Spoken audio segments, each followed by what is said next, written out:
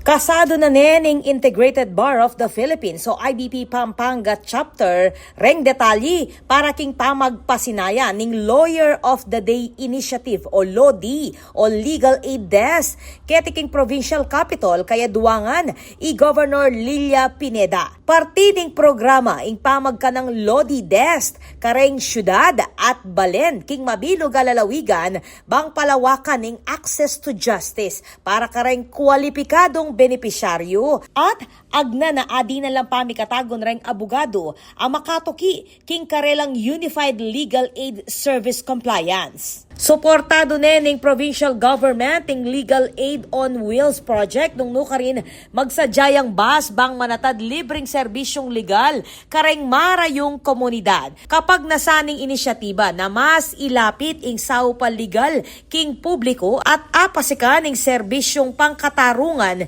king Pampanga. Ako po, Patricia Mamangon para king News Force Pampanga. Balitang totoo king Balen, susuyo.